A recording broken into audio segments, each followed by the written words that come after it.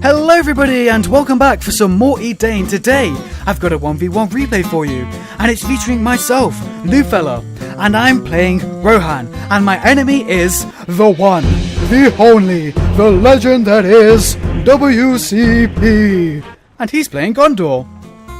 Now let's have a little look at Rohan. A lot of people consider these guys to be pretty much an exclusive early game faction, and I would actually disagree with that analysis because I think that they do reasonably well in the mid to the late game, and even in the extremely early game they're pretty weak because look at their starter battalions. They're not even real soldiers. They're equipped with hammers and sickles.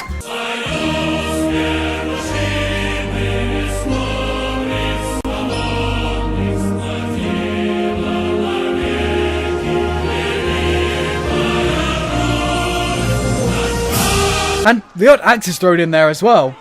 And that basically means that because they're so rubbish, they have to send both their starter battalions off just to creep one measly little wildman pit. Whereas someone like Gondor can send just one starter battalion off to creep their wildman pits, and it frees up their second starter battalion to go off and do whatever the hell they want. You might think that that is pretty insignificant, but actually it's quite a big deal, because how the hell am I going to grab these two farms if both my starter units are off doing something else? Well, I have to use my scout hero, and in Rohan's case, it's Merry. Now, if I'm playing random, and I don't know what my enemy's faction is, for all I know, they could be Angmar, and if they are Angmar, Drauglin is going to come over in his wolf form, and he's going to gobble up Merry and have a nice little hobbit snack. And that's going to set me back very, very muchly in this game. So, yes, Rohan are pretty weak in the extreme early game, but it's not very long, and indeed it is still in the early game, at which point they become very strong. And you'll see that as we progress in this game. Now, here we see I've gone for a flour mill, and this is effectively Rohan's barracks. It's also a farm at the same time, so that's a nice little advantage that Rohan get in the extreme early game. And I've decided to go for some pikes. Now, the reason why I'm going for these pikes is not actually to creep this troll, which you might expect because I'm bringing them over. It's actually to defend these starter units against cavalry, because once again, I don't know what my enemy's faction is, and because I've had to send my scout hero off here to grab these two farms, I still don't know what it is.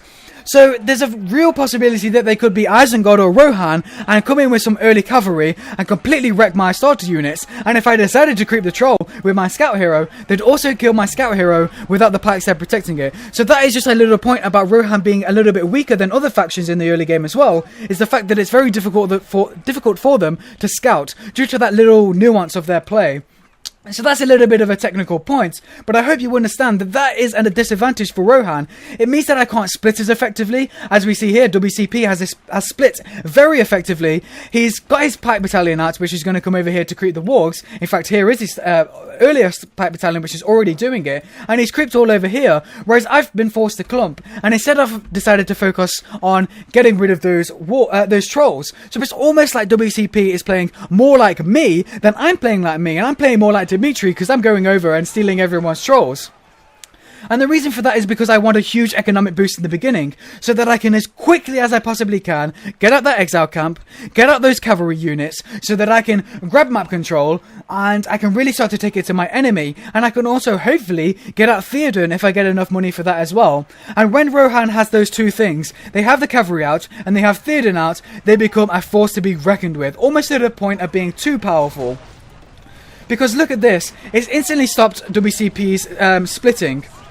He did very well to come over here with that starter battalion and start to harass my farms. And if you saw the match that he played against Dimitri, you saw how effective one battalion of swords does against farms and how easily it can win map control for you. And really the big counter to that is cavalry. There you may have seen that, unfortunately for me, I didn't grab those two lots of money. So it's all well and good going over and creeping the troll, but you do actually have to pick up the money that it drops, otherwise you've basically done nothing and you basically creeped the troll for your enemy.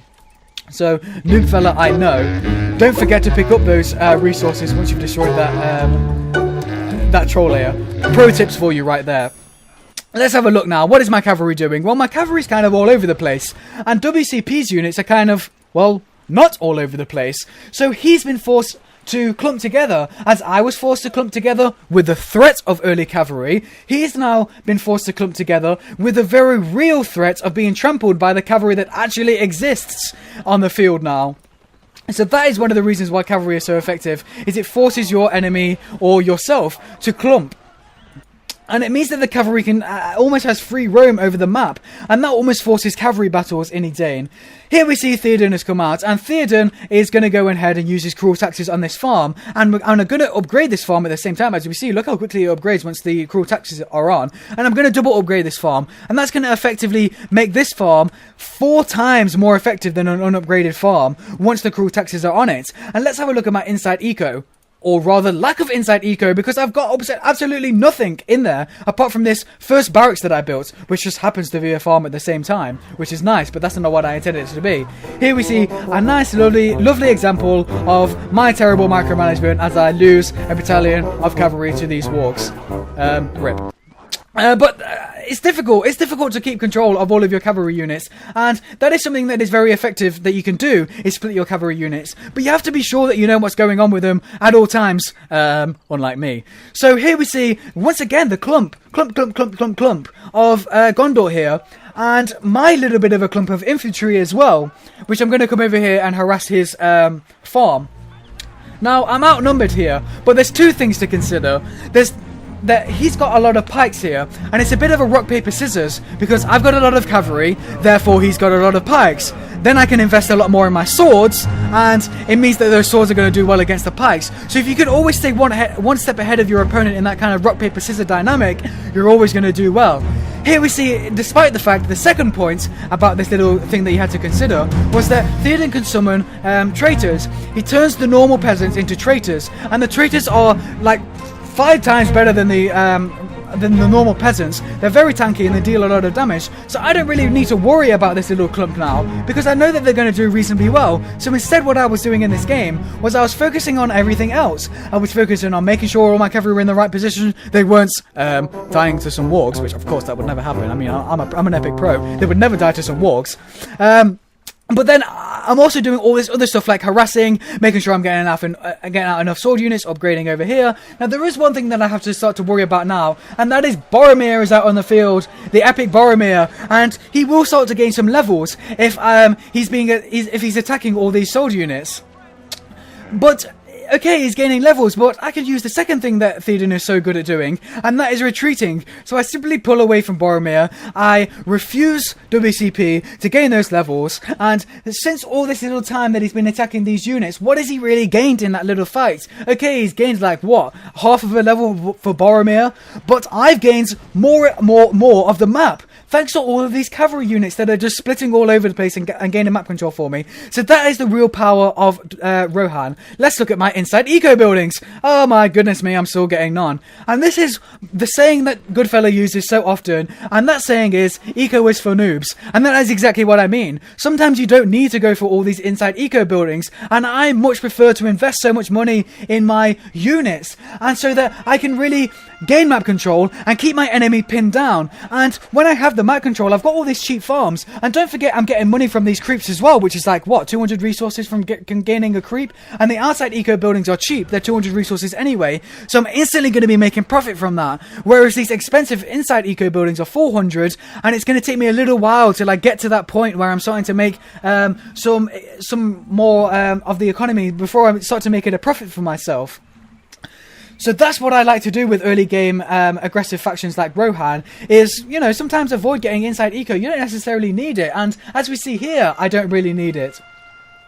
So we see he's getting a little bit of map control back, which is okay. I mean, we're kind of, you know, it's a bit of a tit for tat here. He's destroyed mine, I come in to destroy his, he comes over here to destroy his. But the battle is only for these 2 farms. I've completely won the battle over on this side of the map. As we see, he's sending some pikes. This is another bit of those rock, paper, scissors situations where the only way that he's going to be able to split is sending 1 pike battalion off, because if he sends 1 sword battalion off, I'm going to destroy it with my cavalry. But I can simply send in 1 sword battalion to destroy his pikes and win in that way. Let's have a focus on this battle. Oh my god, Merry is getting absolutely wrecked. Run away, Merry! Retreat! But these cavalry units are coming in to destroy swords. Oh, rip Merry. Boromir just absolutely destroyed Merry.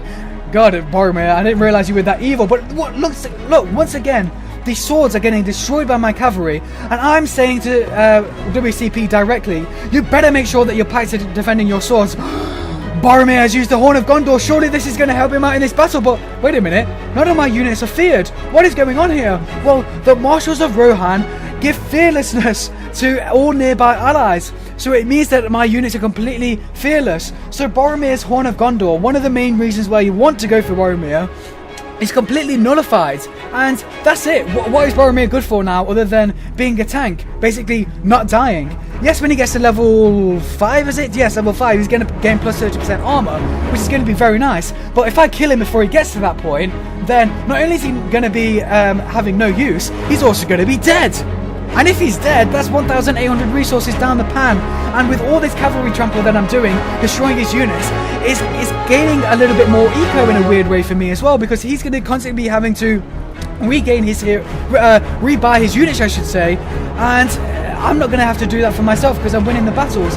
Boromir is so on like red health here. WCP is in such a huge amount of trouble because I've got the entirety of the map.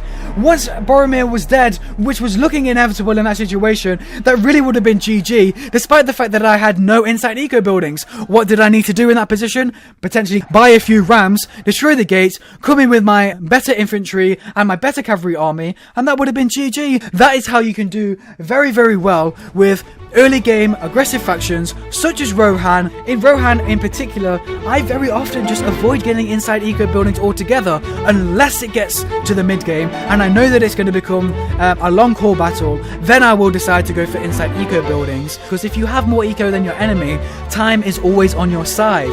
The longer the game goes on, it gets exponentially better for you. The other thing you need to consider is Eomer has like a scavenger ability at level 3, so it's always a good idea to go for Eomer even before you go for inside eco buildings, just as long as you don't let him die, because he's going to gain loads of eco for you as well by destroying all of your enemies that you're going to be able to destroy because you've invested all of your money and all of your creep money and all of your troll money in your army. So thank you for watching. I hope it helped. I hope you enjoyed it. I would also like to mention thank you for the positive feedback on that chivalry medieval warfare video that I did. I know a lot of you wouldn't have watched it, but you know, it is kind of heartwarming that you guys kind of supported that video, because I know all of you are here for Edain. I mean, seriously, leave a comment down below if you are not here for Edain, because I mean, Company of Heroes, fair enough, I've done like 2 videos of those. I highly doubt anyone is here for my Company of Heroes content.